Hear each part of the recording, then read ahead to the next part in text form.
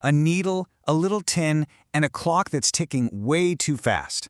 For millions of us, this simple sugar candy became a global symbol of, well, high-stakes survival. But there's a really deep story hiding inside that honeycomb. Today, we're going to uncover the secret science behind Dalgona and show you why mastering it is a challenge of chemistry, not just pure luck. We've all seen it, right? The dreaded umbrella. That one moment of absolute tension in Squid Game made this honeycomb candy famous literally overnight. And it looks so simple, but it defeated just about everyone who tried it. But here's the thing. The real game, the one of heat and perfect timing, starts long before you even pick up that needle. And that's the big question, isn't it? It's just sugar and a teeny tiny pinch of baking soda. How can something so basic be so incredibly difficult to get right? Well, the answer is hiding in its surprisingly deep history and some really fascinating and very precise kitchen chemistry. So before it was this high-stakes game on our TVs, Dalgona was a huge part of everyday life. To really understand what this candy is all about, we have to go back in time. Back to the bustling, resilient streets of post-war Korea. You know, back in the 1950s and 60s, after the Korean War, sweets like chocolate were just an unimaginable luxury. Dalgona, though, made from cheap, easy-to-get sugar, was this affordable little miracle. It was the ultimate treat, a small, golden piece of happiness, and really a testament to making something wonderful out of very little. The journey of this candy through the decades is just incredible. It starts as this miracle sweet, but then it becomes the absolute center of social life for kids.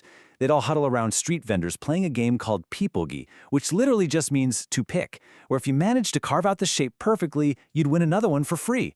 That game is exactly why the candy had to be so perfectly fragile. And today, it's a neutral icon, bridging the memories of parents with the viral trends of their kids.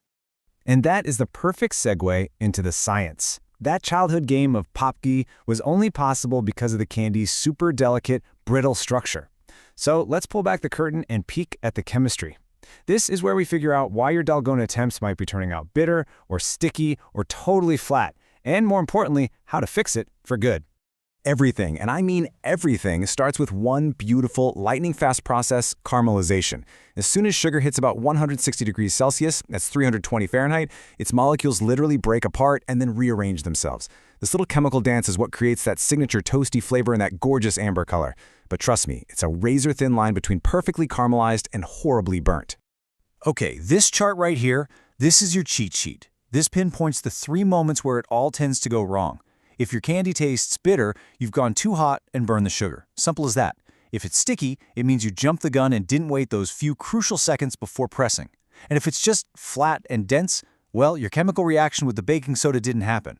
The good news is, every one of these problems has a simple fix that's all about heat control and timing. And here we have it, the one rule you absolutely, positively cannot break. Never use baking powder. It's got extra stuff in it, like cornstarch and acids, and that will completely ruin the texture and the flavor. You need pure baking soda. That sodium bicarbonate is the magic ingredient that reacts with the heat to create that light, airy, perfect puff. So, you've got the history, you've got the science. Now let's get practical. You do not need to order some special kit online. I'm about to show you how you can master this with tools you probably already have sitting in your kitchen right this second. And just look at how easy this is. That special Dalgona ladle, a small pan, or even a metal soup ladle works just fine. A dedicated press? Just grab a heavy mug and use the flat bottom. And parchment paper is your absolute best friend here. It is the ultimate non-stick surface. No need to mess with oil or flour. And here it is, the whole shebang broken down into 5 simple steps. Notice those key moments we've been talking about? That gentle melt, taking it off the heat right away for the reaction, and of course that all-important 3-second pause before you press. Timing is everything. The entire process from melting to stamping takes less than a minute, so you really have to be ready. This all leads to a really essential concept from professional kitchens, mise en place. It's just a fancy French term that means having all your ingredients and tools laid out and ready to go before you even start. With Dalgona, that candy hardens in seconds. So you absolutely must have your parchment, your press, and your cookie cutters all within arm's reach before that sugar even sees the flame. So, we've mastered the classic. But the story doesn't end on a street corner in Seoul. Dalgona has evolved from that simple kid snack into a super trendy gourmet ingredient that's popping up in cool cafes all over the world. I absolutely love this comparison. On the left, you see the classic Dalgona on a stick, the Ppopgi, the generations of Korean kids grew up with. And on the right, you see its modern form, a crunchy, delicious topping for lattes and whipped coffees. It's the same candy, the exact same flavor, just brilliantly reimagined for a whole new generation.